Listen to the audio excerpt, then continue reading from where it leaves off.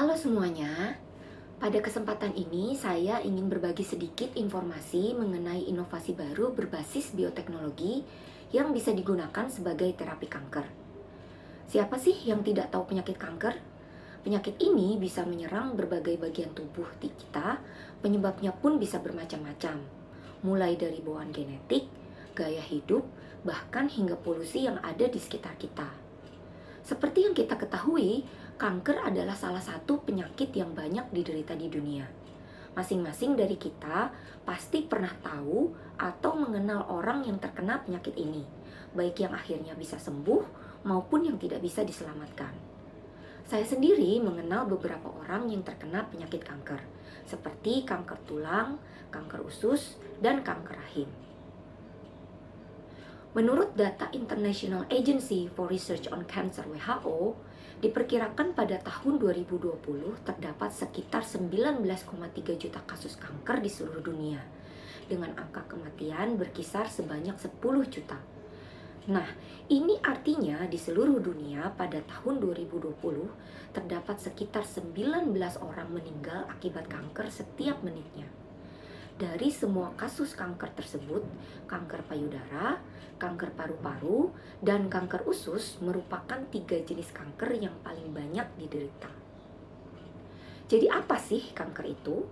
Kanker itu adalah sel yang terus-menerus membelah tanpa kendali. Biasanya sel memiliki mekanisme untuk mengatur dirinya sendiri, kapan harus tumbuh, kapan harus berhenti tumbuh, bahkan kapan harus mati. Karena sel kanker terus-menerus tumbuh, maka sel kanker ini malah menjadi gangguan bagi sel-sel normal di sekitarnya. Karena sifat sel kanker seperti itulah, maka terapi dari kanker biasanya memiliki mekanisme untuk bisa menghentikan pertumbuhan dari sel yang sedang aktif membelah. Dengan kata lain, tidak hanya sel kanker, namun sel normal yang sedang aktif membelah akan terkena dampaknya. Salah satu terapi sel kanker yang paling umum digunakan adalah kemoterapi.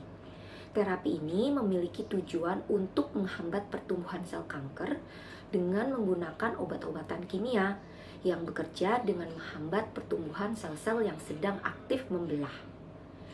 Namun karena kemoterapi ini tidak bersifat selektif, maka efek samping yang akan dirasakan oleh pasien kemoterapi biasanya cukup berat. Salah satu gejala yang paling jelas terlihat adalah rontoknya rambut pasien kemoterapi.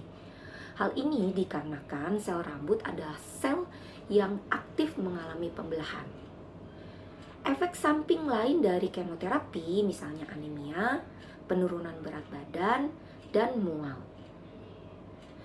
Lalu bukankah akan lebih baik jika ada terapi kanker yang tidak memberikan efek samping separah kemoterapi?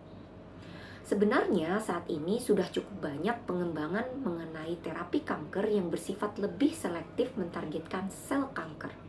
Salah satunya adalah terapi berbasis antibodi. Antibodi ini adalah protein yang dikembangkan secara bioteknologi sehingga memiliki sifat spesifik terhadap targetnya, seperti kunci dan gembok. Pada terapi kanker berbasis antibodi, antibodi bekerja secara spesifik pada sel kanker sehingga efek samping terhadap sel sehat lainnya bisa ditekan.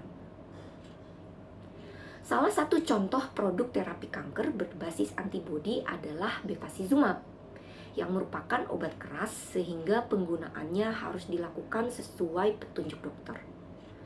Beberapa merek bevacizumab yang sudah disetujui FDA antara lain Avastin, Emfasi, Zirabev, Alismis, dan Vexelma. Sedangkan di Indonesia sendiri sudah terdapat merek Bevagen yang sudah mendapat izin edar dari BPOM.